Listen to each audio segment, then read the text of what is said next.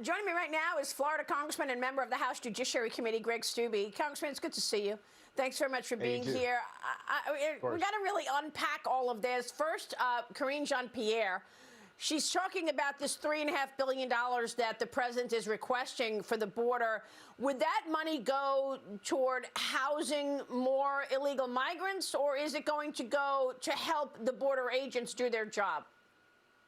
Yeah, of course. It's going to aid those people that are coming in because their goal is to get as many illegals in as possible. Right. And it's so frustrating as a member of Congress that sits on the Judiciary Committee and we deal with immigration. So I'm pretty keen on those issues where they stand up there and lie to the American people and make it sound like they're for border security and the border's shut down. When the border's wide open, then they're actually putting policies in place to encourage more illegal immigration through giving benefits and taxpayer benefits to the illegals that they bring in. And this money is to go to aid that, not to stop the illegal immigration. And they're even suing, the Biden administration suing states like Arizona, who's trying to plug the gaps in the wall. I mean, that's how ridiculous this is. Yeah, they don't want any upsets in that wide open wall. It's amazing to me. And where is this going? So how do you see this playing out? The Supreme Court now says keep Title 42 in place.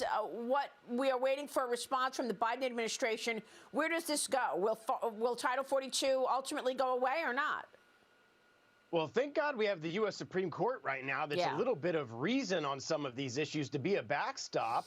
And with the spending, you have a Republican House coming in less than 2 weeks.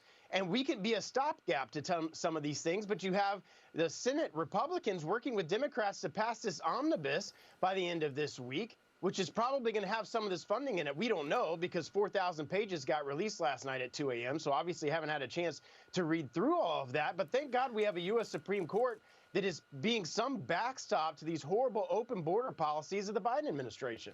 Well, who's going to be the backstop for your colleagues in the Republican Party who are going along with this? We understand that 4,000 pages of this omnibus bill was released at 3 o'clock in the morning. Obviously, nobody has time to read it yet, and they want you to sign on to it immediately. We don't know what's in it, and it was also written by 2 senators who are actually retiring. So what? And you're supposed to take over in 2 weeks. Yeah, when this bill's going to pass, if everything happens the way they say it's going to happen, 11 days from Friday is when Republicans take the majority in the House. And what these Senate Republicans, and you made the good point there, I think there's 3 of them that are leaving, so their voters don't even have any accountability for what their actions are. When we take the majority back, are eviscerating the power of House Republicans for an entire year. This omnibus would be spending for all of next year and taking the power. One of the few powers that we have in the House is controlling the purse strings. Why in the world would any Republican in the Senate join with Democrats to eviscerate the power of the House that we have in 11 days? It makes absolutely no sense. And it's so frustrating for members like me who have fought for this majority.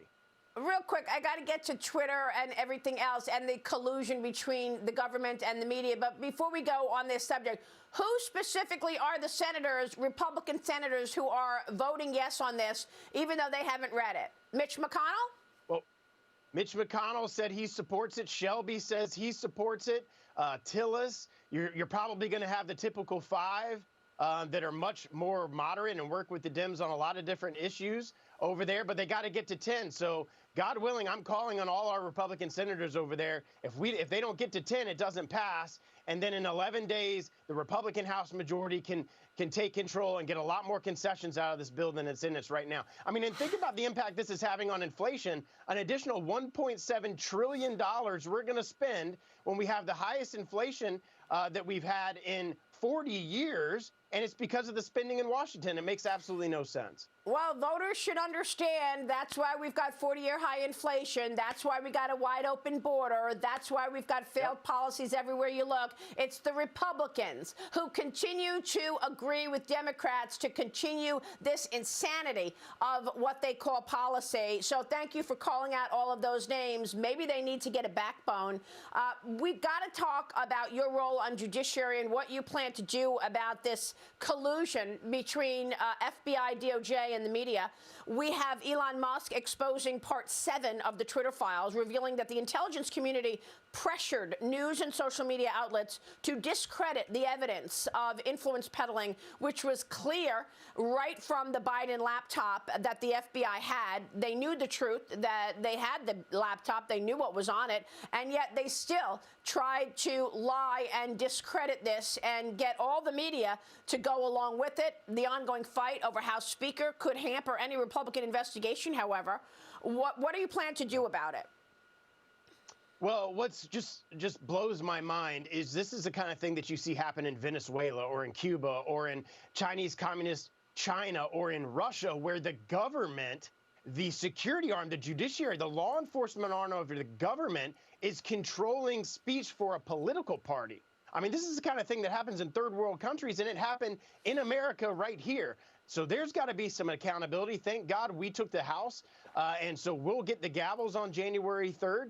And Jim Jordan and us in the Judiciary Committee are going to bring these FBI agents in, put them under oath, and start asking them the very tough questions. There's got to be some accountability for this. And the American people, the veil needs to be pulled back on what the FBI and the politicized DOJ has been doing to politicize and weaponize our law enforcement agencies for political purposes. So dangerous. And I'm wondering if this has put America in a vulnerable position because of the Chinese Communist Party.